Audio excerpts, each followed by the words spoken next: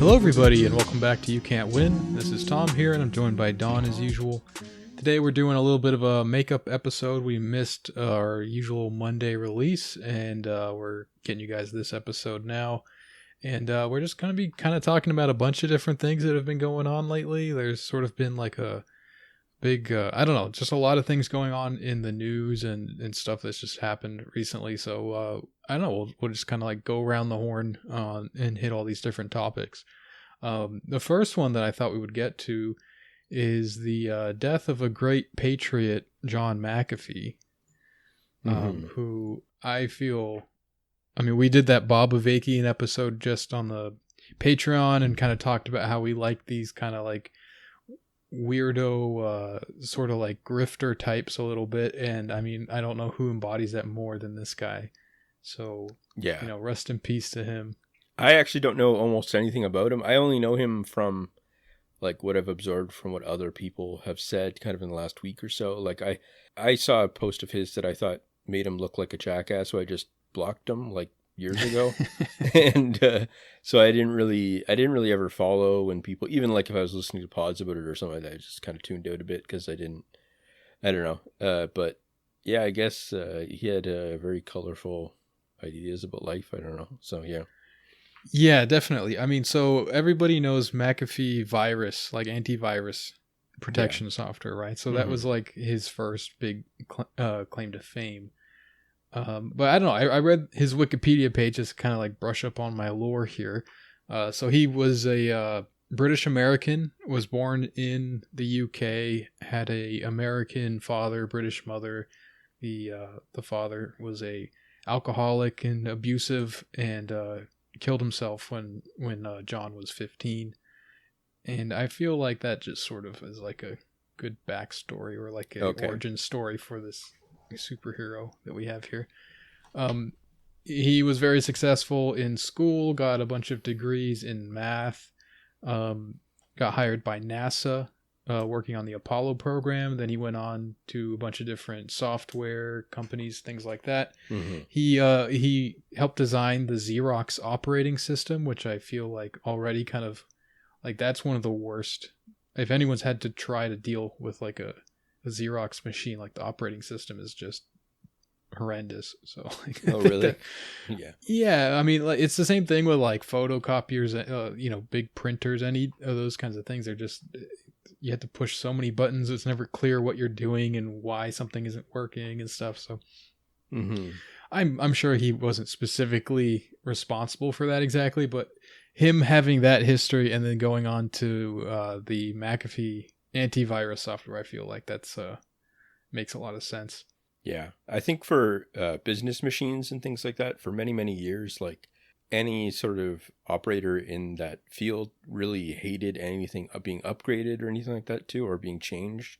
Like they needed to know how to do it. It was so important to the work they were doing day to day that like, I think the idea that like things had to be constantly updated and sort of cutting edge is sort of relatively new, like maybe last 10, maybe 20 years or something like that, maybe about 10. Because I think that like, I think I've heard many stories of that, of like different offices in financial sector just having like machines running on ancient code and just a half broken computer that they use to do everything and stuff. And I think we had a friend that was involved in a lot of that kind of stuff. And I think that it's more recent that they've kind of gone the other direction and just like thrown enormous amounts of money into, you know, upgrading everything and making it so that it's like instant and all that and stuff. So yeah, I think the cloud is kind of responsible for that now that a lot of these computers and everything are connected to the internet or connected to other computers in some way. There's like this need to constantly update it to kind of keep up with, you know, whatever possible threats there are out there. But a lot of stuff that like the military and everything use, like that are like really very sensitive, you know, missile programs and that kind of stuff, they're still running on things that like require floppy disks to boot and all this kind of stuff. It's really, really old and, you know, isolated from the, from like the broader web of computers. But anyway, so from there, he is signed to the Booz Allen Hamilton firm. He worked for them from 1980 to 1982. And that kind of gets my spidey senses going. Oh, yeah? Okay. That's a very like spooky, like CIA front sort of a firm. Like if you want to look into it or whatever, you'll see that they have a lot of stuff involving like surveillance, data collection, all that kind of stuff going back many years. They have a lot of different offices in interesting places in the Middle East and all this kind of stuff. So I don't know, just kind of an interesting history this guy has. Mm-hmm. Edward Snowden also worked for them, just as an aside. So McAfee, he claimed to have some sort of like dead man switch or something, right? That there's supposed to be stuff released when he dies or something, or I don't know if that's true. I don't know if he claimed it, but that is an idea that's floating around. I'm pretty sure he did, yeah. And I don't know. I mean, I haven't seen any evidence that that's true. So, anyways, but yeah, we'll get, if you want to continue on the timeline, is there more? Sure. I mean, I didn't want to do like a whole deep dive on this or anything, but yeah, then, from there he gets into making his own company, McAfee Associates. This is where he creates the first antivirus software for consumers. And, anyone who's had to deal with this, which I imagine is like most people, it's a huge pain in the ass, right? Like it just hogs all your resources. It's impossible to uninstall. It's basically a virus in itself. Yeah. It's just like, I don't know. It's such a perfect like representation of this guy's personality. Like, and no one knew that this like crazy person was behind this thing at the time. So I thought that was just great. Like 10, 20 years later, you find out that the guy behind the McAfee antivirus software that everybody hates is exactly the kind of person, like he's like that software incarnate, Sure. So he got big into like cryptocurrency, a bunch of weird like startups. I think he was into something like around airplanes, like, just all these like bizarre sort of little things that are clearly like he's scamming somebody, but it's not really clear who, and I think at one point he claimed he hadn't paid taxes, just openly. He said, like, I haven't paid taxes since 2010. And then he was like on the run, living in Belize. Supposedly he killed a guy, but he claimed that like this was the FBI or something trying to kill him and they killed his neighbor instead. Mm-hmm. Yeah, all kinds of fun stuff. He was behind some kind of big crypto scam where he like did like something where he just like rug pulled a bunch of people and ran off with the money. Yeah. I don't know. It seems, I guess people rush to where the hype is or something. Maybe that's just a standard thing, but like it does seem like a lot of the cranks are involved in cryptocurrency right now. I don't know. That just seems like, oh yeah, or like just like it's very easy to like run your scams, Yeah, I guess because it's like poorly understood, but like seen as an easy way to make money and stuff, and that's always going to attract a lot of people. So yeah, it's really easy to like get people to buy in something before it's released to the market, so to speak, and then like you just kind of you're holding all these things and all this retail money rushes in, and then you just sell it to them and it goes to zero, and you just made out a bunch of money without like absolutely zero investment. Mm-hmm. It's purely just like, oh, this is a poopy coin or whatever, and then people are like, oh man, that's going to be huge. You just kind of get a few news articles out there or whatever. You get the hype built, and then that's all you need. Yeah. So he was also a libertarian. He ran as a presidential candidate for the Libertarian Party on 2 occasions, I think. Oh, like he ran for the nomination. He didn't win the nomination, I don't think, but yeah, he just ran. Oh, sure, yeah. For it, yeah. I think you're right. Yeah. Yeah. But yeah, big into like all the civil liberties, especially drugs. He was big on drug use and decriminalizing drugs. All that kind of stuff. Didn't like taxes, obviously. It was a big thing too. So yeah, I know. Classic patriot, That's actually, it's funny. I mean, anytime that like people are exposed to either if taxes are a possible way that they can be taken down or something like that, a lot of these people get really heavily invested in like anti-tax activism in different ways and stuff. Right. So like I always think of like the Scientologists are really big on this kind of stuff. Like they helped promote things like a national sales tax to get rid of the IRS, so that the IRS couldn't audit Scientologists. So like that's, I don't know, there's a lot of that. I mean, it's not just Scientologists. I mean, that's just a standard basic conservative strategy of trying to get rid of the IRS in different ways so that they don't go after people. I mean, the way that they've done it, it has kind of succeeded in some ways, and that's the way that they've done it is by defunding the inspectors, basically, right? So the inspectors mostly go after poor people now, and there's actually, I mean, there's a good reason why, there's an understandable reason why that would be the case, just because it's very, very easy for a working class person to just put like, I have 2 kids when I have 1 kid, because it's or something like that, like there's lots of ways that people think, and it's not like a well planned out crime or anything like that kind of thing. It's just more of you're looking at your tax bill and all that kind of stuff, whatever, as like and you're like, oh man, or you're like, I can like just press one button here or whatever, when I get like a few $100s more back or something like that kind of thing. And it's like, a lot of people do that because the information and education around taxes is so pretty, it's pretty limited that like a lot of people think that there's just an easy win there kind of thing. And so I understand why they do a lot of inspections like that, just because numerically there's a lot more people that fit into that category than that fit into like our billionaires kind of thing, right? So right. But so that's been a big kind of scandal lately, I guess, in the United States. So I always find it funny, like politicians, when they're in opposition or like they gotta have to fudge their numbers or anything like that, they always say we're gonna collect taxes a lot better, and that we're like gonna go after the big tax cheats, and that we're gonna make sure that like, it's just a standard thing that people say, and they always use it as like a way of kind of padding their numbers. And it's funny because it never works, really. Like it never pans out, I guess. Like at least it never pans out to the point where they're like, here's a success that we made, we did collect more or something like that. I don't know. I find that it's just a funny kind of thing that happens, I guess. So, yeah.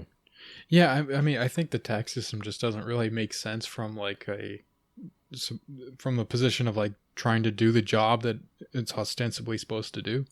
Like it just is like the most inefficient, ridiculous way to try to like having people report their own thing and fill out all these forms and stuff. It doesn't really make a lot of sense to me. Yeah, and this is actually it's the same kind of thing as the antivirus software to some extent, in the way that the people that make all that software for taxes and stuff are, I mean, this is well known, but it's like just a total, they have like very, very big influence in Washington, D.C. and stuff. And they're just like, they make it so that the tax system, basically they create that position for themselves of being like an intermediary between taxes and the public, like both the accounting for average people, but also like just different software packages and tax offices and all that kind of stuff. Like it's such a big industry that stuff like the government automatically sending you, just automatically basically, taking off taxes and all that kind of stuff. I mean, it does to some extent within the withholding system and stuff, but like the idea of the government basically saying, okay, we did your taxes for you based on your demographics and all that kind of stuff, which for the vast majority of people would be fine, like maybe you can choose to file if like it would make more money for you or something like that kind of thing, but like if they made it so that like 95% of people didn't have to worry about it and only had to submit maybe a few documents or something, like that would be vastly easier. I think that Matt Brunig has said that's what it's like in Finland. I don't know. Like, yeah, I think a lot of Europe is like that. Mm-hmm. Yeah, and it just makes sense to me. I don't know. Yeah. It feels like a lot of the United States is like that in different ways. I mean, Canada is like that probably 90% of the way, but we do have a little bit more of leeway, I think.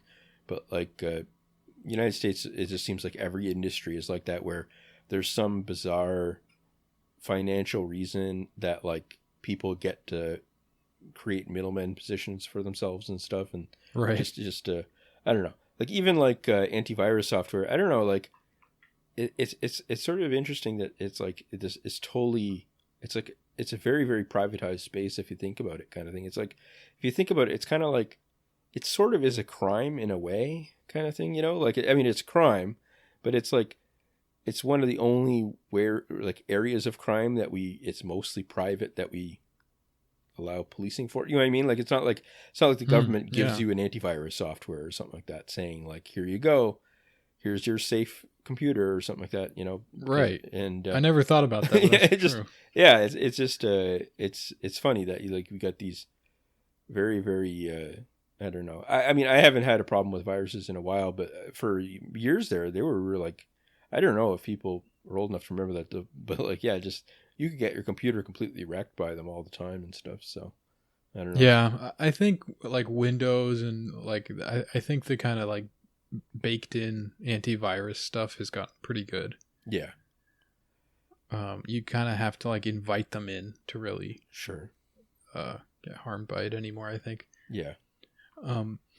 So one last thing on McAfee. I guess we could also discuss some of the conspiracy theories around his death, but about his life, one last thing I thought was kind of interesting. So, he's a libertarian. He goes into exile, like he's running his campaign from exile in 2019, when he, his wife, and 4 campaign staff are indicted for tax-related felonies. And then he says he's in international waters and that he was going to go to Venezuela. And then later tweets that he's going to move his campaign headquarters, or that his campaign headquarters has been relocated to Havana, Cuba, and then he ends up defending Che Guevara on Twitter, and talking about, how great Cuba and the revolution there is and all this kind of stuff. So I don't know. It's kind of fun that like this libertarian free market kind of guy is more about like, I don't know. It's just like whoever his friends are at the time, he's just like, these people are the best, Yeah. From there he goes to Belize, and Belize is happy to kind of like host him as long as they're like paying him or paying them. Like they're basically asking for cash in order for him to live there and not like be harassed and stuff. Sure. And he says like, no thanks. And he ends up just kind of like buying his own police force from, like, he just puts one together from like local, Belizeans, gets them all like equipment and everything, and kind of creates his own like personal police force and stuff. So I don't know, just like crazy stuff, man. Sure. And what's your opinion on if he killed himself or not? I don't know. That's like most people seem to be saying that it was basically a troll of him saying that if I die, it's not my fault, kind of thing. And that so he had said things like that, like, well in advance of anything like this happening, right? Like a year and more prior. I think he said it on the Alex Jones show or something, or they showed the clip on the Alex Jones show. I think he probably did kill himself. There was also this thing he claimed to do, which was like that it was some kind of like quantum physics, like, kind of weird woo-woo kind of thing that he apparently believed, that he would like take a gun and like full of bullets and like take it to his head and like pull the trigger, and he would like kind of will it to not kill him or something like that. Okay. Yeah. So maybe that didn't work out this time. I don't know. Yeah, he was in a prison cell, I guess, so he must have, I think. Yeah, in Spain. So he must. Yeah. So basically, he was in Spain in prison, and then Spain agreed to extradite him back to the U.S. for all these tax-related charges and stuff, and then they found him dead. Mm-hmm. And then his Instagram put up a picture that was just like a big Q, like a little bit later. I guess his wife does not believe that he killed himself. Okay. His wife is sort of, I mean, I would say that she's kind of on the same level as him in terms of worldview and connection to reality. So sure. I don't know. Well, R.I.P. Yeah. I mean, it's like that thing at the end of Fear and Loathing in Las Vegas, like too weird to live, too rare to die. Is that it? One of God's own prototypes, a high-powered mutant of some kind, never even considered for mass production. Too weird to live and too rare to die. Yeah, that's nice. Reading Hunter S. Thompson in like my late teens, early 20s was like, I don't know. I think it's a common experience of. Yeah, I was definitely into Hunter Thompson pretty heavy. Sure. Mm-hmm. So yeah, I guess that'll wrap it up for the McAfee chats. The other big celebrity news is Bill Cosby hitting the streets. Mm-hmm. It's funny too. I was thinking that one person that was a big sort of defender of his online was Paul Mooney, and so I guess he didn't live to see Cosby get free, but he had like a lot of. If you look at like his old tweets about this kind of stuff, he has a lot of tweets that are like, these women can't get their story straight, that kind of thing. Like really, really like leaning into it and stuff, and yeah. So I don't know. I don't know. It's not a good situation. It's just a very. It looks like the prosecutors did a really terrible job, kind of thing. So yeah. Is that why he got out? I haven't really looked at the story much. Yeah. So the basic idea is that they basically said they made it look like to some extent that if he testified, if he like cooperated with the civil trials, that he wouldn't be charged. And then they charged him anyway. That's the basic idea, I think. So it basically they tricked him, and they thought that, I guess they thought that this way that was like a slam dunk that he would get put in prison, because it would just it was just be so clear that he was guilty, kind of thing. But because they did that, I guess like they said you can't hold him because you destroyed all his rights to do that, kind of thing. So that's just a total clusterfuck kind of thing, So yeah. Yeah, I didn't really follow the initial case or anything really closely, so I don't really know what the evidence or whatever was. Obviously there was it was 60 women or something, but yeah, I think he was.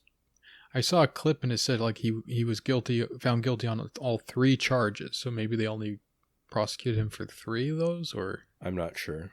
But yeah, I don't know.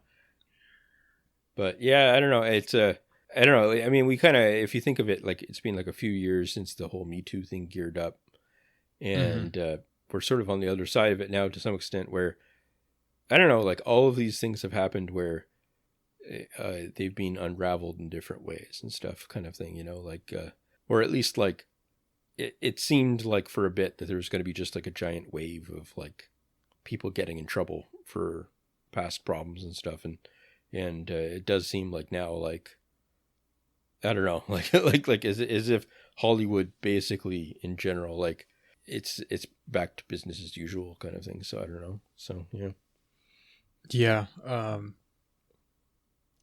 Yeah, it's sort of like they feel like, well, we did our part, we washed our hands of all this stuff. So yeah, back to business as usual. I think everyone got really excited about it for a minute, and now that that's over, it's like, okay, well, good thing we got those bad guys out of here, and now all the good, clean fun can continue.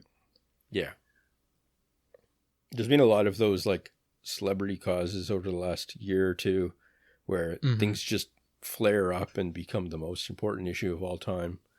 I was thinking, like, do people still, I still see stories about it here and there, but like, what happened to like Stop Asian Hate kind of stuff, like, or whatever, like it just completely disappeared off the radar, really, of like the protest kind of stuff or whatever, like just people don't care about that as much anymore. I don't know, like it people are like, there's like a apocalypse going on of like people getting knockout gamed, and then all of a sudden they were like, well, we don't know like we don't, I don't know, it just didn't, I don't know, it was pretty, I think it got kind of awkward when all of these cases were like, a lot of the footage that they were releasing was like black people attacking Asians and stuff, and then the conservative media got into it and kind of promoting it as like, look at this wave of crime in black communities, they're all attacking Asians, and then it was like, oh wait, whoops, this is going badly.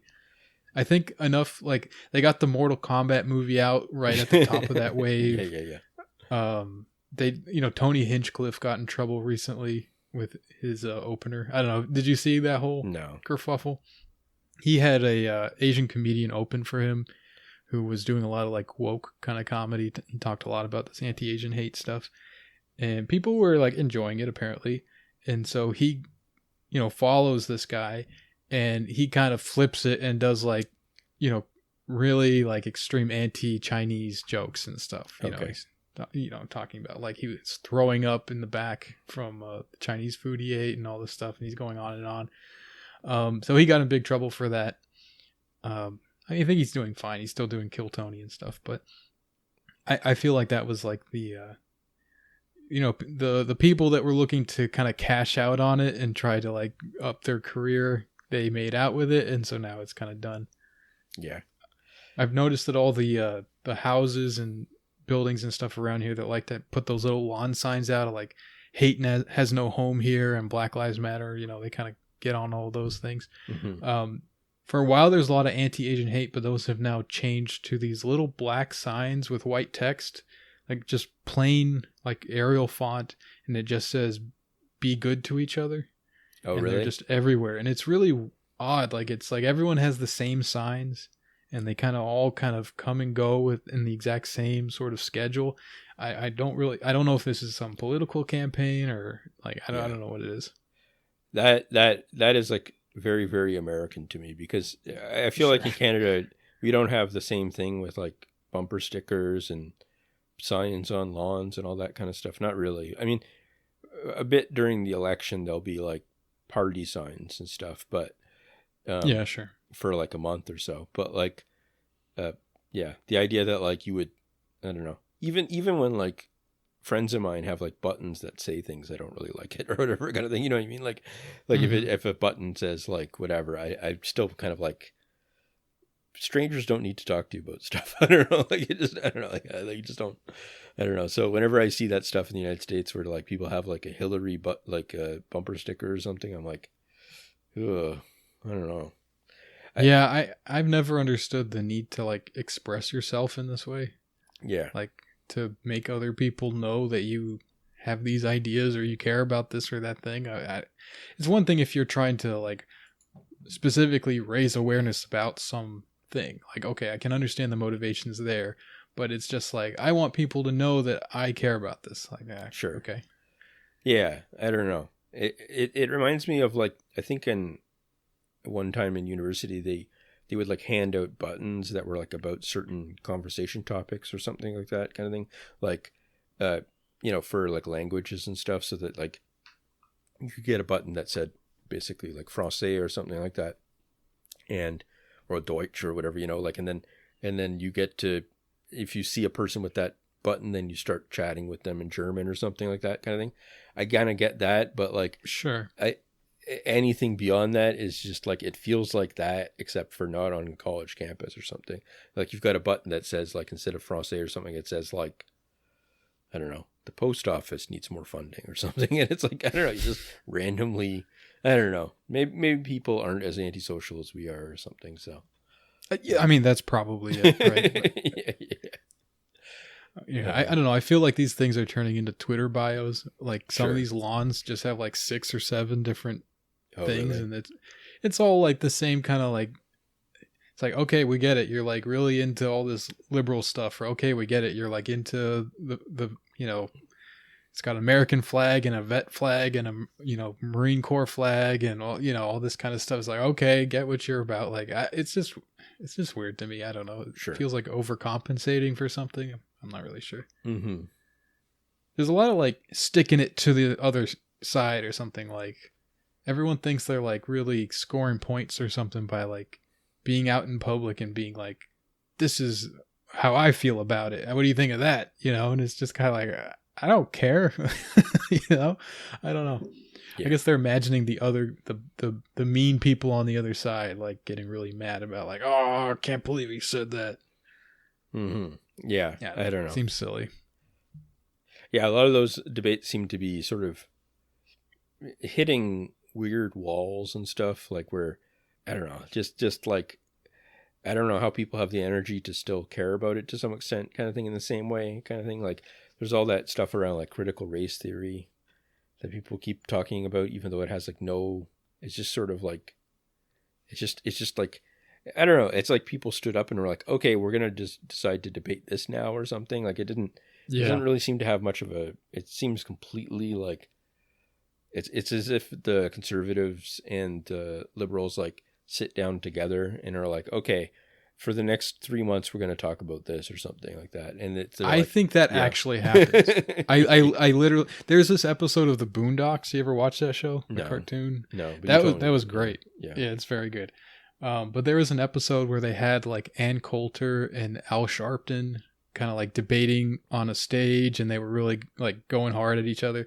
And then they kind of like end the show, and they both go backstage, and they're like, "Oh, you were great out there. Like, I'll see you next week at so and so's, right?" Like they were kind of like chummy, right? Yeah. And I mean, I heard on Ed Opperman, he kind of talks about Al Sharpton quite a bit because he has like this. I don't know. He kind of like personally like witnessed a bunch of stuff and documents about this, but like Al Sharpton was like receiving money from the Republican Party and was like an informant for the FBI and all this kind of stuff. Mm-hmm.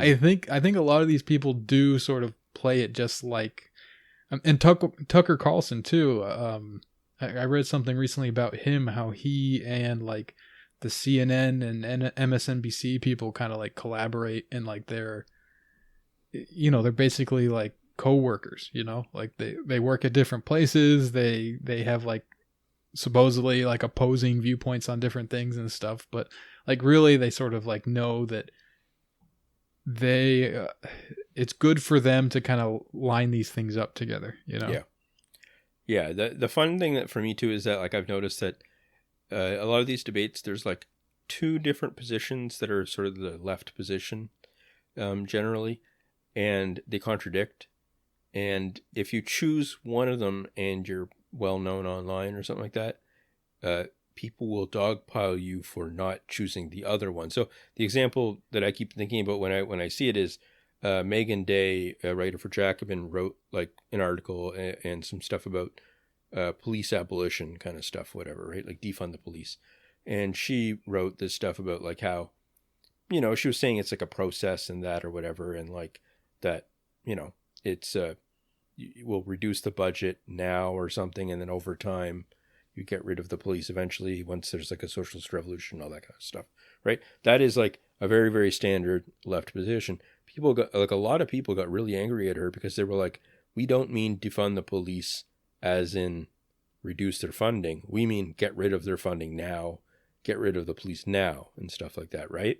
But it's funny because I have seen so many people say, if you say we're going to get rid of the police now, they say, no, that's a straw man. That is a ridiculous thing to say. If you actually read any of the abolitionist literature, we mean we're going to reduce funding over time. We don't mean that there's going to be no police tomorrow or something like that kind of thing. Like, it's like there's two groups of people there. I don't even know if they might overlap a lot too. I don't even know if like they have like different things. And anger at like 10 out of 10. And if you say the one thing, if you said we're going to get rid of the police right now, people would say you're creating a straw man or whatever kind of thing, like that kind of thing, you don't, whatever. And I don't know, I always like that kind of stuck out in my mind. And I think that that's true for a lot of different left positions where it's like, it just completely depends on whether or not the person that's advocating it is sort of like in the cool club or whatever and stuff. I think that's part of it. And it's also almost entirely just like online discourse anyways. Like it doesn't actually relate to like, like it of likely policy outcomes or anything like that kind of thing or anything like that. It's just totally like, I don't know. I try to be charitable with it to some extent and go, okay, well, if I hear this kind of anger, you just kind of have to say it's anger at the police that's justified because the police are not great. And the actual policies and stuff, whatever, is just a way of voicing that anger in different ways and saying that there has to be change and stuff. But at the same time, you kind of have to be like, okay, well, yeah, but it's condescending to say to someone, you don't actually believe what you believe. You're just being angry or something like that. You know what I mean? Like, it's like, right. You kind of have to say, well, if someone says we're going to abolish the police tomorrow because they don't actually stop crime or whatever, that's a big lie. Then you're like, okay, well, I have to kind of debate you on that if we want to debate, because it's like, you're saying that and I don't want to just be like, you're lying or something like that. Because Yeah, I mean that's a good way to look at it. I'm not maybe as charitable all the time. I think that like the thing you mentioned about like, oh well, if you actually read this, it's like that's such a stupid. That's a very common thing now to like say like, oh well, you have to read this, and I'm not going to do your homework for you. It's like I'm not going to do the homework. You're not going to assign me homework so that I can like have an opinion about whatever issue. Yeah. You know, like that's not. You're not going to get people on your side by being like, okay, well, you have to do the homework, stupid. You know, like nobody wants to do that. Like just explain it plainly. You know, that whole like I'm not here to educate you attitude is really. That seems exactly what you are positioning yourself to be doing, right? Like you're like, you have all the answers, that's educating people, but then anyone has any kind of question or whatever, then it's like, well, it's not my job. I'm just here to stand and shout. It's like, okay, well, why should we listen to you then? Yeah. You know? I think that once you kind of get into a certain grouping online or something like that, though, that kind of shouting really does affect your mental state or something like that, where you're like, oh no, I'm under siege now or something, or my friends are going to think I'm racist or something like that, you know, where it does have an effect where you can they can get their hooks in or something like that, you know, they can get really, people do get worried that they're like, oh no, I'm like, I have to say the right party line kind of thing or something. And I think that it is a very, nice feeling once you realize that all that is just pretty much made up. Like there's no real leverage, you know? So, yeah. Yeah. You need to say all the racist things you can. Yeah. Like anything you can think of. That way they don't have any dirt on you really, because you're already sort of like buying, or I don't know, you're already kind of doing it, right? Like, so they can't get you on it because you're like, sure. Yeah, I feel like that works or makes sense. Mm-hmm. All right. So another thing that's been going on, I feel like, I'm not sure. I kind of was hoping like maybe you had we could kind of like compare our situations and maybe some of the listeners could send in some of their own feedback on this, but like prices of things going up, especially like at the grocery store and maybe gas. I don't drive, so I don't know about that, but I hear that that's getting expensive. But yeah, it just seems like things are getting expensive. Like maybe that's an inflation thing. I don't know. Yeah, there's like a fear right now amongst conservatives in general, just like especially the more far right ones, are convinced that there's like some massive inflation about to happen or currently happening. Yeah, sure. I mean, that's always like, oh, we can't spend on this and that because of inflation. Yeah. Yeah. And a lot of fears around the deficit and stuff related to that. But like, I think that like the sort of like smarty man consensus of people that I follow seems to be that like there's like a temporary sort of blip that's happening because people are coming out of lockdown and stuff, and because of like certain supply problems and stuff where prices are going up for a bit and then they might sort of level off, and we might get like a year or two where the prices aren't going up a lot. But I think it's true that like a lot of people are seeing stuff like house prices just seem really, really high. Yeah. And stuff like I think people see it in their everyday lives in a lot of different ways, like, or at least that like life is very expensive for them, even if like the prices haven't gone up, say on average. People are saying stuff like, like their health insurance or whatever, like their costs for getting care or whatever are really high and stuff, and they might be dealing with like student debt again soon and stuff like that or whatever. And I don't know, I think people are really, the people that are hurting a lot, I think, is part of it. And or like, but at the same time there's like this parallel thing where some people are doing really, really well right now, on paper at least, because of how well financial assets are doing and stuff like that. Like the stock market over the last year or a few years, really, other than the collapse kind of like because of COVID, like, or whatever, people are making huge amounts of money off of having large retirement funds and things like that kind of thing, or people that are in a position where they can they're ready to sell their house and don't have to worry about buying or something like that right now. You know, if they're like old and moving into a smaller place or something. There's lots of people just making huge amounts of money. And it's funny because people point this out a lot, but like that doesn't really get into the conversation as much. Like certain types of assets getting really expensive, like stocks and stuff is like sort of fine because it's like making people rich and stuff. But it's like, that's not really, I mean, it's still, I don't know, like it's part of the picture though. Still, like you don't necessarily want certain people getting really, really rich in that particular way or whatever, So, yeah. Yeah, it's weird though. The dollar's been doing really well. I'm not sure. Yeah, I mean, it's weird because I guess like it depends on so many other issues around the.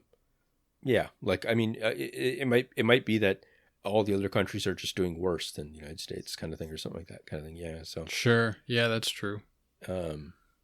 Or that I think the United States has kind of become roaring back to some extent with its economy. So it's like, yeah, it might not necessarily be because of like some unique strength in the United States. It might just be that like places like India are in crisis mode and all that or whatever. So, yeah.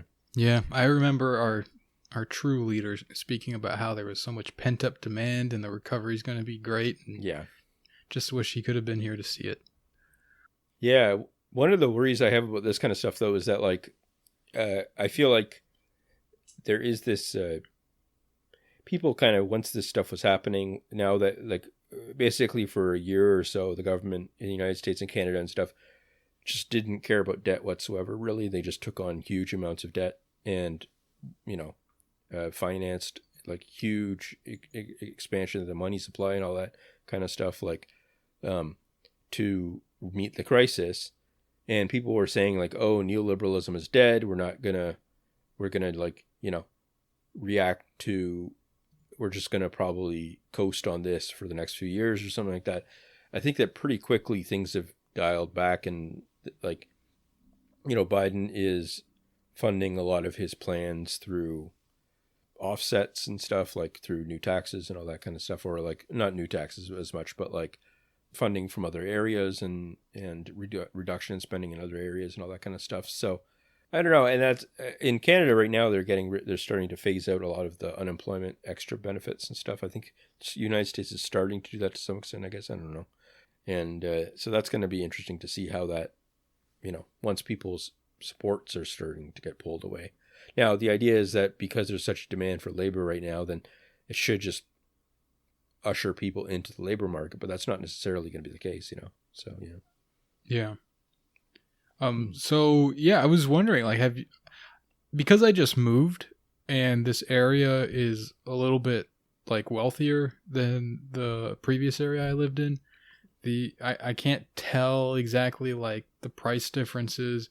Is this because of it's a different grocery store and they just kind of things are more expensive, or is it related to the, this whole thing going on with like certain things getting more expensive? Or is it maybe both? Like, it's hard for me to gauge. It's gonna take a while for me to really figure that out. Mm-hmm. So I was just wondering, have you noticed, like, say groceries being more expensive or anything? I haven't really noticed. No, not like recently. I don't know. Like I feel like a lot of things seem more expensive to me than they were a few years ago or something. But I think it's more probably in things that I just don't personally buy, kind of thing. Like I know cars have gone up a lot, and I'm not buying a car right now. So, and houses and stuff. I don't know as much about like food and stuff. Food is like an important part of the budget, but I think that like it's something that it's much easier, I think, to be flexible about, kind of thing. Like substitute towards a bit cheaper things and stuff, or just eat less or whatever. You know what I mean? Like it's not necessarily the case that like that's going to be a huge part of the average person's budget compared to like housing or something, so I'm not sure.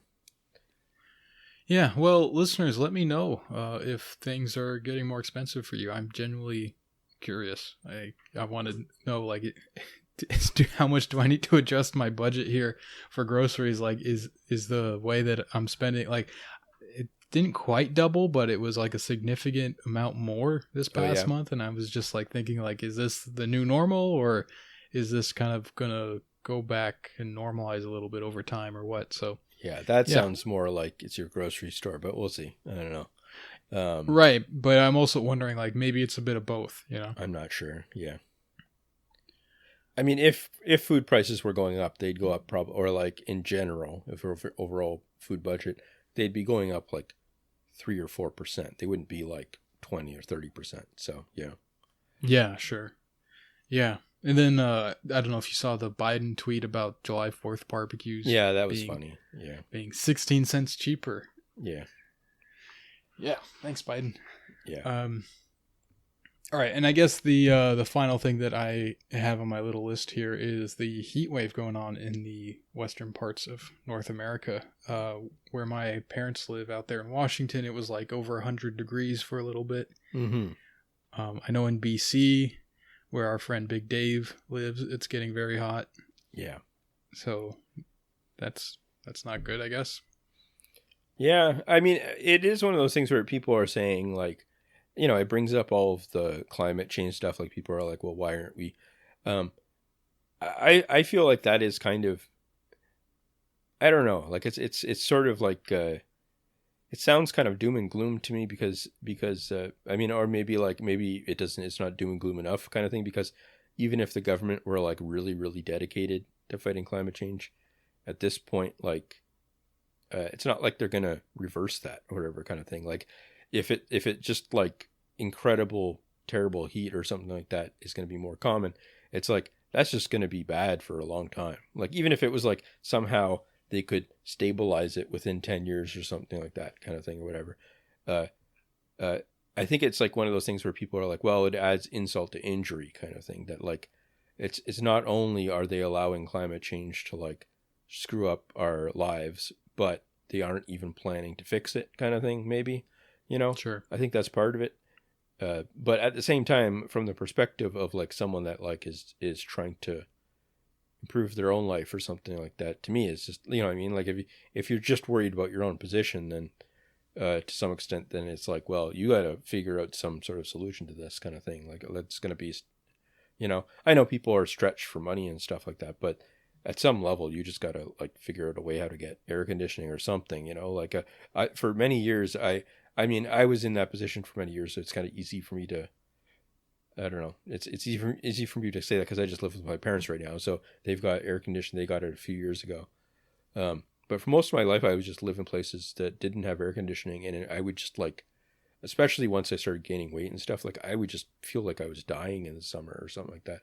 Like, it would always get very hot for a bit of the summer or something like that. So, I would always like just feel like I couldn't do anything at all. And I kind of look back and I wonder like how much of my, you know, not being able to do things during certain times was attributable to different, you know, health problems or something like that related to that kind of thing. So I get that, but I once, now that I've kind of recognized that now, I've just like, you know, I don't know. It's like mission critical thing is like, do not sleep somewhere where it is hot kind of thing or something like that. So yeah. Yeah. It's like, it'd be like, I guess it's almost like a hunger thing or something to me now. It's like, you know, you have to account for that somehow now that, I mean, that's just the future now. I don't know. I mean, even in the American South, this has already been the case for a while now where, you know, like the adoption of air conditioning over time and stuff. I don't know. We've got to figure out some way to like integrate that into our plans, because that's the other problem, is that not everyone at the same time, the entire world that needs air conditioning can't have it without like a massive increase in power usage and stuff. So we've got to kind of, I don't know. I guess, yeah, maybe I'm agreeing with them at the end of the day that we need to, we need to get a plan together here, folks. I don't know. So, yeah. Well, all I can think of is Canada is probably going to be pretty, you know, do pretty well through climate change. Well, a lot of that northern territory that's all cold and not arable or anything, that might change. And I'm just thinking like, well, we have a pretty nice military down here in the U.S. Sure. And yeah, they're not using that land right now, so maybe they could share a little bit. Yeah. Well, this has become an increasing issue here But I mean, it's one of those things where 90% of Canadians live within 100 miles of the U.S. or something like that. So a lot of that Northern Territory, I mean, there's people there, but it's just like it's very sparsely populated. I mean, basically 90% of Canadians' lives are going to be terrible increasingly over time, because we get very, very hot in the summer too. It's not like we're, like a far north kind of thing where it's like cool in the summer, but really, really cold in the winter, like parts of Russia or something. It's like, it can get, I remember times in Toronto where it would be like, it could get to like the 40s or something like that, like low 40s or something. So, it's not impossible kind of thing. Like, and, that's I don't like know. upper 90s. Yeah. Or like 100 around. Yeah. Or something. Yeah. Yeah. Yeah. I mean, the problem is that like, there's people in Canada that are taking the sort of attitude that you were joking about, but are like, leaning into it as like a positive thing kind of thing of like, oh, look at how much more of our land will be able to be used for exploration of mining and all this kind of stuff, So, I don't know. It gets very cynical very quickly. So, yeah. Yeah. Well, I was not joking at all. I think we should invade and distribute the Canadian, what are they called? Labor aristocrats. Sure. In the, the ruins of the U.S. and have all the proletarian Americans kind of settle the northern parts of Canada. Mm-hmm. Maybe talking about invasions that will prove very unsuccessful. We haven't talked about Donald Rumsfeld at all. He died. Oh, RIP. yeah, right. Yeah, I forgot to put that down. Yeah. And so, I don't know, for a period of time for me, I mean, he's like an apex Donald as well, like one of the best Donalds in the world. But like, so, and he died, so that's sad in that way. Every time a Donald died, that's sad. But like, I don't know, I used to hate him like just so much. I remember when the exit poll for the 2004 election showed that, what do you call it, was ahead. Kerry was ahead.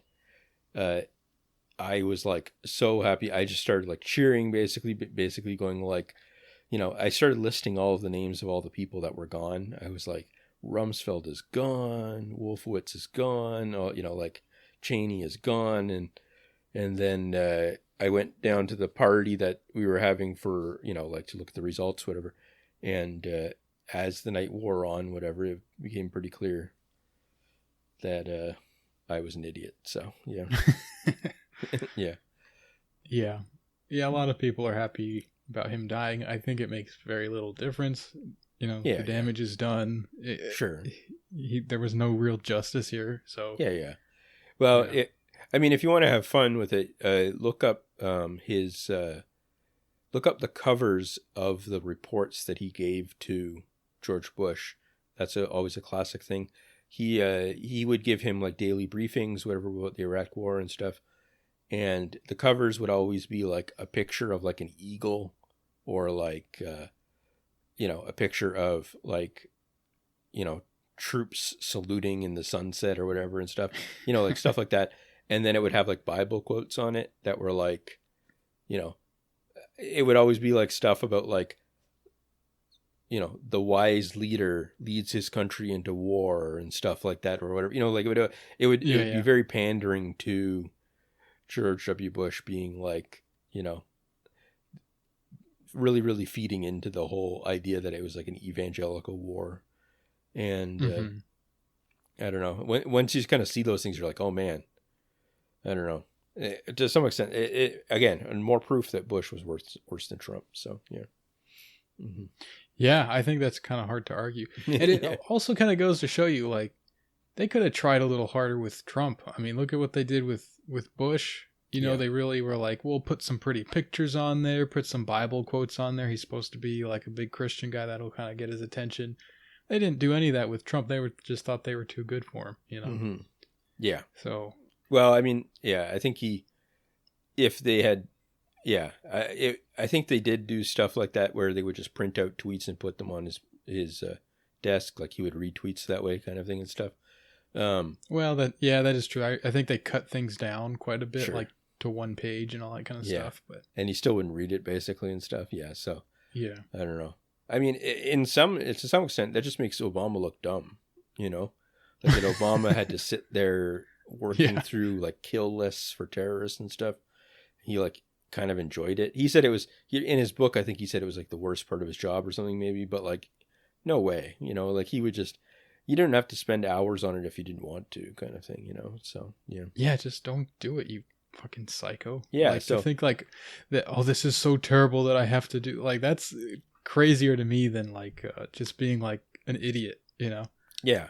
And like imagining him just like reading all of like newspaper op-eds and stuff being like, I guess that is a good idea. Or, you know, like actually working on that instead of Trump just being like totally just guessing kind of thing and stuff. Like he could have put a lot less work into it. So, yeah.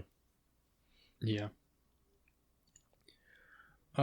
So I think that'll do it for a little roundup of what's going on lately. Mm-hmm. So let's dive into the questions.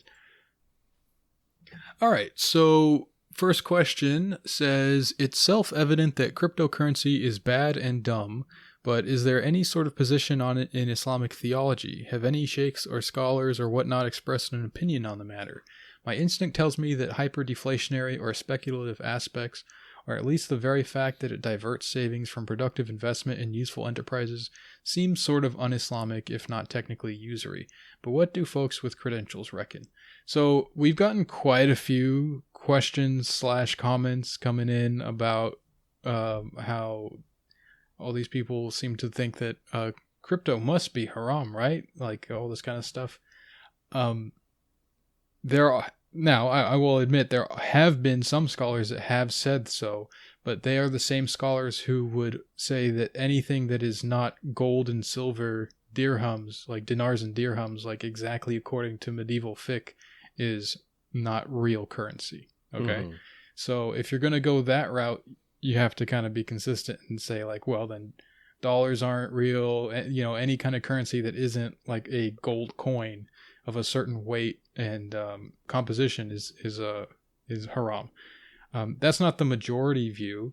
The majority view is that, and by majority I just mean like the majority of people that talk about this view it the way they view any kind of asset, which is to say that you can buy it for they treat it as a part of your trade inventory.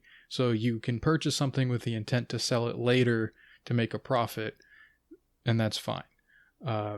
So that's essentially how it's treated when it comes to things like zakat and all that kind of stuff. So you do pay zakat on crypto.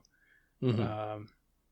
But yeah, it's not haram. In fact, even like currency, like trading currency speculation, that's always been halal, like going back, you know, all the way back. So there's not really a very strong position against it, I would say, unless you're taking that stance of like, this is what currency is. It's a gold dinar and a silver dirham, and that's it, and everything else is just something else. So that's my understanding. Again, I'm not a mufti. This isn't a ruling. This is my understanding of what other people have been saying. Does it have to be like held for any like length of time or anything like that too to make it like an inventory? Or is it just like, you know what I mean? Like sometimes people say that like things should be invested for a while to be part of, I guess if it's speculation, just by definition, doesn't have to be time limited or anything like that. But like, I don't know. I just think of like stuff like, you know, like is trade supposed to fill some need directly or something like that? Or is it just allowed to be completely just betting on money, betting on other people buying it for more of a price for no reason or something like that? So yeah, I don't believe that there are any requirements like that. Okay.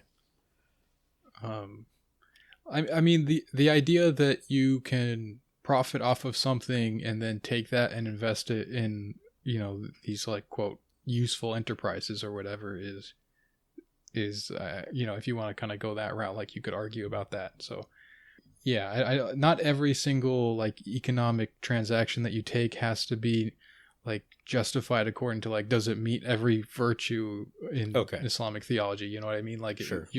it's more like there's a very broad kind of range of things that's like, this is fair business practices, and then whatever you are making, like whatever wealth you come into, you should be spending it in this way. It doesn't mean that like you have to kind of like whittle it down to like every single thing always has some kind of like, you know, fundamentally like it's serving some need or whatever. Sure. Yeah, so hopefully that was sufficient. I find like a lot of people just want to hate crypto. I mean, my initial impression of it was the same kind of thing that a lot of people do. That like, this is dumb. It's obviously some kind of like scam or like bubble thing that's just pointless. And I think people just for whatever reason are like quick to find like, oh, this is clearly bad, without really like, I'm pretty neutral on it now. Like I kind of understand what it is as a technology. I feel like there are real uses for it. That being said, I don't think it's like some kind of, I don't think it really fixes any problems in society or whatever, you know, Bitcoin and all this kind of stuff. But I don't think the whole like, oh, it's boiling the oceans and all that makes any sense either. So I don't know. I think it's just a thing that maybe I can make some money off of. That's pretty much it. I mean, I've lost money on it at this point, but you know, going forward, I'm kind of thinking about it that way. Okay. Right. So the next one is, well, it says, "Hi, Tom and Don. I had a dream last night where Tom was sick, but the pod still needed to be recorded. So Don reached out to me for some reason. Unfortunately, Don regretted his decision as soon as we started recording, and he realized I had nothing of interest to contribute, so we went swimming at the beach instead." Okay. Anyway, would love to hear your thoughts on what the world/society will be like later this century. Will we dissolve international borders and live under Soros's one world government? Will we all be living in fascist ethnostates run by hard-right grifters? Will we be living in technocratic, decentralized societies with a focus on sustainability and community? Personally, I would like to think better things are yet to come, but I can't shake the feeling that the status quo is so entrenched we will be in the same place socially and politically, but with a hellish, climate-ravaged environmental landscape. Yeah, I mean, I think that anytime that we sort of predict the future, a lot of the times, obviously, we're just reproducing what we know about the present. So I don't know. I'm not sure I know where things are going, but I mean, I think that there's so many forces, I think, in the world, like pushing towards like a more leftist/socialist sort of thing, like that is built in that, like, say, 70, 80 years from now, I think that I think it's very likely that at least parts of the economy will be much more socialist in different ways. And but I think at the same time, yeah, like that doesn't necessarily mean that people's lives will be good in different ways. Like we might have a lot of other problems and stuff too. Like Yeah. And I always like that thing Zizek says about communism. It's like things won't be better, but they will be bad in different ways, Sure. Yeah. Yeah, I think that's true. And I don't know, but if I had to like guess, obviously I'd probably just guess that it's going to be very much like today, except, slightly worse. Yeah. My like general impression is that we will have more like the like basic industry and stuff will be largely automated. There'll be like less people involved in that, and there will be a lot more people. I think you're right that things are moving towards a kind of more socialistic kind of direction in some ways, but I don't necessarily think that means that it's going to be like empowering to working people or anything. I think it's more like the government, like that whole nanny state idea will become more of an actual reality, like where it's just like a state that is supposed to like keep a population from revolting, so it'll be like heavily surveilled and policed and all that, and B, just alive because the economy doesn't really need these people anymore, kind of a thing. Sure. Well, it needs them in some respects, but it doesn't so much in terms of like labor. Like there's not that kind of like natural sort of like symbiosis anymore. It'll be kind of like almost artificially kind of kept together just to keep things stable. Mm-hmm. So I don't know. I don't know if that even makes sense, but that's sort of like my impression of what the future is going to look like. I also tend to think like the whole climate change apocalypse kind of thing is probably I mean, I take it very seriously, but I also tend to think like it's probably not as bad as maybe people are thinking. I don't know. I feel like I don't know. It's just a gut feeling, to be honest. Mm-hmm. Yeah, I'm not sure. Oh, and also, I think it would be fun to spend time on a beach with all of our listeners. So, I'm open to that idea. Yeah, especially with climate change, it'll be nice and hot. You know, I could like nice warm waters. Put on an Hawaiian shirt. Yeah. Have like a tiki bar and stuff. Yeah. You can all have some virgin pina coladas and stuff. Sure. So this one is from Dark Donald and Hindu Thomas. Since you have failed to post a regular episode in the past 2 weeks, the barrier between our worlds is collapsing at a faster rate. Soon we will be able to cross over and wreak untold horror on your world. Also, what is your favorite pop song? This makes me think like what qualifies as pop. Yeah, like favorite pop song of all time, or is it like of a new one, or?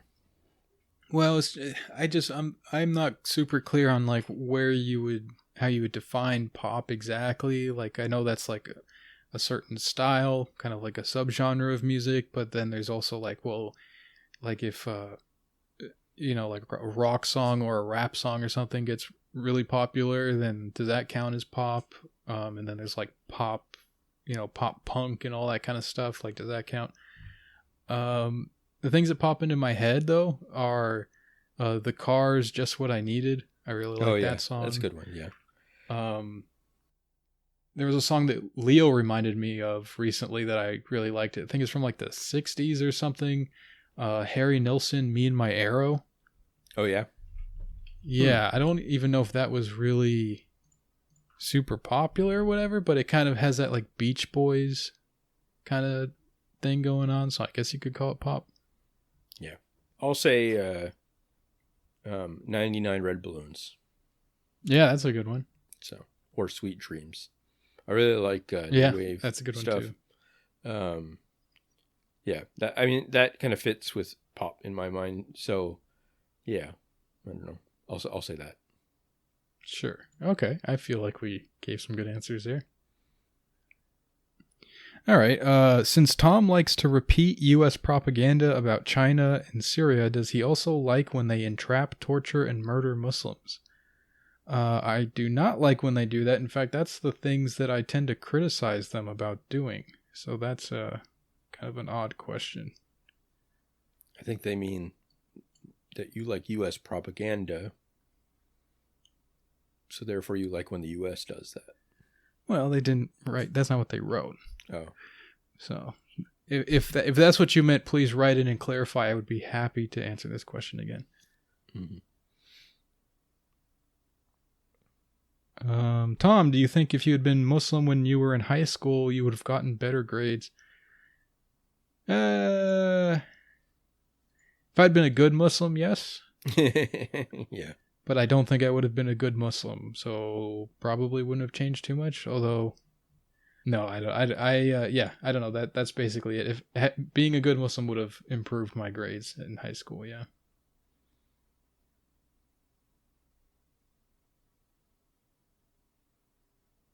All right. So Don, this is one about somebody who is concerned that you are having a crisis of faith. I don't know if you saw this on here. No, I didn't. You want to read it? Or? Sure. I mean, I'll read it. You tell me if you want to answer this on the pod or not. Sure. So it says, first, let me say that I don't mean this as criticism, and I apologize for the unsolicited advice. It truly seems like you are having a crisis of faith. I don't mean to speculate, but from what you've said, it seems like your relationship with Catholicism is largely internal. You don't go to Mass, and I believe that you've said that you haven't been confirmed. I understand you're having a difficult time spiritually right now, but I think it would help if you spoke to a priest or spent some time at your local parish. I would imagine that when something happens that causes you to question your relationship with the church and you don't have any kind of individual or local ties to the faith, that relationship can be easier to sever. I think you may find it helpful to work to establish ties with a parish community to help reaffirm your faith. If that's something that you might be interested in, I'm speaking from experience, as I was raised Catholic and left the church for a number of years before returning, and those community ties are a large part of what helped me come back to the faith. I apologize for the unsolicited advice, but I didn't feel like this was something that I could just bring up to you one-on-one, as I didn't want you to feel as though I was challenging you. God bless, brother. Yeah, a few people have reached out to me about this kind of stuff. Yeah, I mean, I don't feel much in terms of challenge to basic faith kind of stuff. Like a lot of it is just disgust and disagreement and stuff with like the institutional church and stuff like that kind of thing. Now I understand that like having local links with things can make you kind of focus on that instead of the overarching thing. What I'm interested in now is more looking at religion, and Christianity, like more generally. And like, I think when you start to, there's an initial period when you're exploring faith and things like that, where it's very easy to equate something making sense within a faith to, and like being part of like an internally consistent ideology to being something that you believe yourself kind of thing, like you start to read, like explanations of doctrine and stuff. And I think that you do have like that halo effect kind of thing where you're like, okay, well, if this is the official explanation, and then that's why it makes sense kind of thing. Like, it's like, you have like a tendency towards orthodoxy. At this point, I feel like I have to kind of hash through some of the stuff that, you always have these kind of like lingering questions, and then you're kind of like, well, no, don't worry about that right now, because all of this other stuff makes sense. And then there's also like a huge architecture of, debate between different types of churches and stuff where, you have very obvious reasons why you wouldn't support another one over this one or what and stuff like that. And so I don't feel challenged in terms of faith at all. I feel, if anything, pretty more solid in terms of faith, but I feel it's less attached to the Catholic Church in particular. I don't feel like I have any interest right now in diving into, say, another denomination or something like that, or worrying a lot about this part of things. Like, I feel like if there's theology that kind of criticizes that and says, no, you have to be, very, very involved in one particular denomination like all the time or something like that, I feel like I'm just skeptical of that right now. I don't think that that's true. I think that I don't know. I think it's, a very, very broad faith kind of thing. And there's a lot, I'm sure there's a place for me to slot in. So, so I don't feel like despair about that. I feel really irritated and annoyed at a lot of Catholics that I see making sort of like, a lot of it as, I see the debates all the time in all sorts of different directions, obviously just online and stuff, but with the sort of Catholic Church stuff in Canada right now, the way that things are going, you see people, it's not even like the people that are just obviously far right idiots or something like that kind of thing, like being like, oh, defending the idea that like the church, did good with residential schools or something like that kind of thing. Like, it's not that. It's more the people that are sort of leftish or centrist or something like that kind of thing, where they're like, well, all of history is tragedy and stuff like that kind of thing. And I'm like, I feel like it's such a trite response kind of thing or something like that. Like, it's like, oh, we all sin and it's all like, and it's like, yeah, but come on, like, this is just the institution itself is pretty rotten all the way down. And that's like, at the very least, we have to make that's the opening thing. We have to say, yes, this needs change or something like that kind of thing. It needs very radical change in terms of outlook and institutional change, like actual reforming the institutions of the church itself, not like not just, it's, I don't know, like it is an extreme crisis. It's not like it's not something that is just like a matter of clocking in every week or something like that. So yeah. Yeah, I've had my periods of time where, you know, my faith goes up and down, and you know, like I understand what you're saying about like there's a difference between like the faith in the institutions and faith in like the core belief, like I feel like that relationship with God and the religion as sort of like almost like a like at its most primitive fundamental level is one of those things that's different, you know. I Sure. think you can pretty easily have a solid footing there and then be trying to figure out like, well, how do I relate to the, you know, the more human aspect of this, where like Sure. it's people trying to put things together and stuff, Mhm. you know. So yeah, you know, it's one of those things like it takes a little bit of time and whatnot, and you just, yeah, I don't know.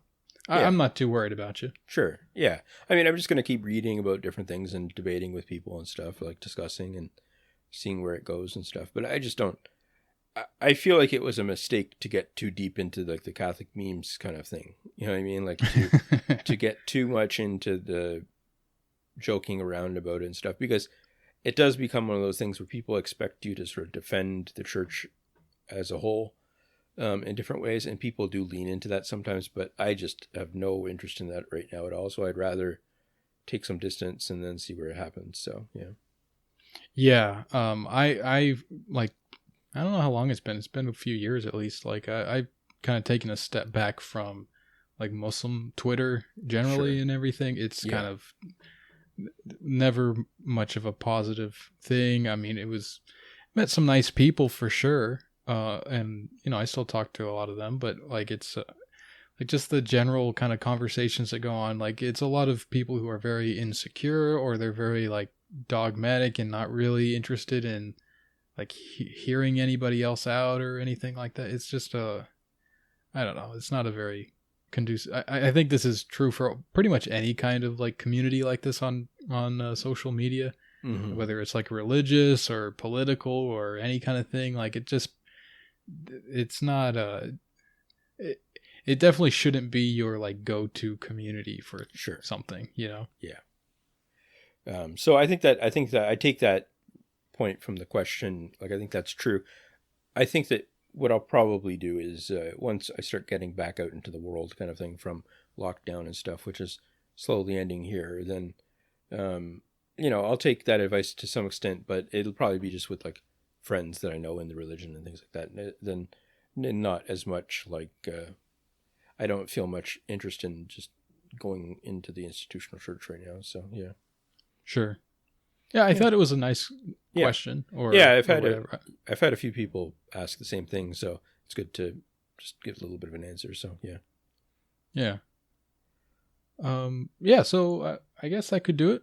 Sure. Yep. Okay. Cool. Yeah. So that'll do it for this episode, guys. Hope you enjoyed listening to it. If you want to hear a second episode of You Can't Win Every Week, you can get that by subscribing to our Patreon, where you'll get that as well as access to our Discord, where you can chat with us in our lovely community. And if you want to send in some questions anonymously, you can find a Curious Cat link by going to the Twitter account, which is @YouCan'tWinPod, and you'll find it there. Thanks for listening, and we'll catch you next week. Thanks, guys. Bye.